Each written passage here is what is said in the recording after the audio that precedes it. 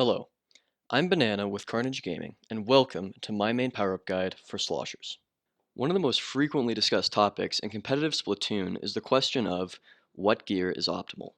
With most abilities, this question can be easily debated because simple formula calculations can provide an easy-to-understand graph or table of exactly how much each ability point contributes. With quick respawn, for example, some simple math can tell you exactly how long you'll be dead for when it activates. With bomb defense, you can see exactly how much damage each bomb and special affected by it will deal. Main power-up on Slosher is an exception to this rule. But before we talk about how it stacks, let's first quickly go over exactly how it works in the first place. On Slosher, main power-up increases what the game calls its max damage range. This doesn't mean quite what you might think. It actually means that the Slosher's fall-off damage curve is more generous with more main power. This matters because with main power-up, 2 sloshes will kill from a greater height. Slosher mains use main power-up because it makes abusing the weapon's most unique strength more effective. This is where it gets tricky. For reference, the default max damage range is 15, and with 3 pures, it's 55. These numbers represent the height at which the Slosher's fall-off curve starts to take effect. With no main power-up, it starts suffering about here. With a maximum amount of main power-up that I have available to me, it starts suffering around here. How much main power-up to use is complicated because many maps feature different height differences, and jumping affects all of them significantly. This brings us to the main point of this video, demonstrating exactly how much main power-up you need for every map. Let me introduce how the rest of this video will go. On each map, I have what I call relevant locations. Relevant locations are defined as spots where being able to kill in 2 shots is not possible from a standing position without main power-up, but is possible with main power-up. A relevant location has a place where the Slosher player is standing, and a place where their opponent is standing. Each relevant location will be stated using Inkademy's standard callouts, link in description, and the amount of main power-up needed to kill from there without jumping. Let's begin. A little over half the maps in the game require relatively little main power-up for most or all relevant locations within that map. We will go over these first, as they can mostly be covered with 1 main or less of main power-up.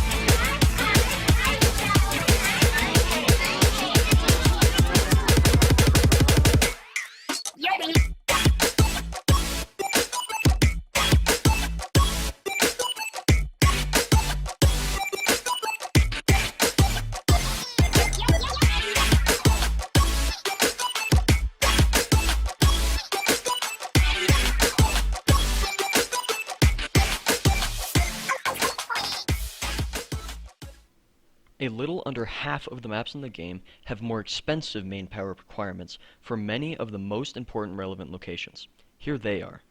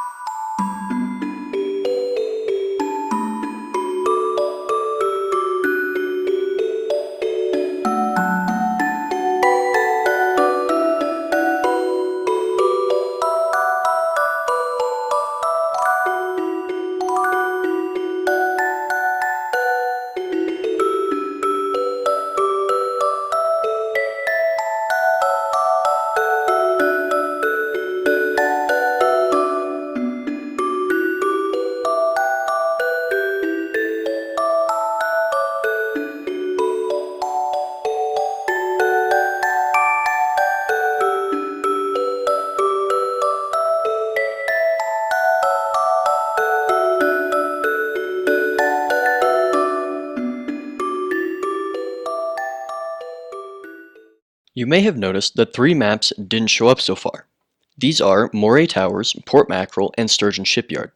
I'm not putting any opinions in this video, but main power is objectively unviable on Port Mackerel and Moray, and the best argument for a non-zero amount of main power on Sturgeon is 3 mains and 5 subs. I'll let the funny internet man explain the problem in this by showing you the amount of your build you have left to work with after that kind of investment. Ooh, that's kind of small. Yikes. Just for the heck of it though, here are all of the relevant locations you can do with fewer than 3 mains on these maps.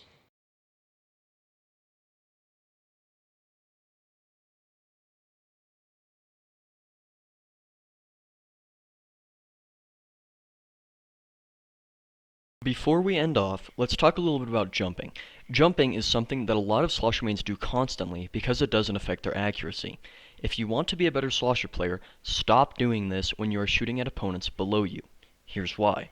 A relevant location that usually only takes 1 sub while not jumping needs 1 main and 2 subs if you slosh both times at the height of your jump. Since each additional AP of main power-up is less effective than the last due to staling, the amount of main power-up you need to compensate for constantly jumping is even higher when you are farther above your opponent. Because this video is already quite long, and also because this video was made primarily to be a showcase of hard data, I won't be going into my opinions on the viability of main power-up for Slosher. If this video does well enough, I'll do a part 2 where I analyze this information and provide my opinion on the subject. Until then, peace. Thanks for watching. I hope you enjoyed the video. If you did, be sure to like, comment, and subscribe. If you have questions or want to discuss anything in this video further, you can find me in the comments section below or on Twitter at banana_beards. And if you are feeling extra generous, you can follow me there as well.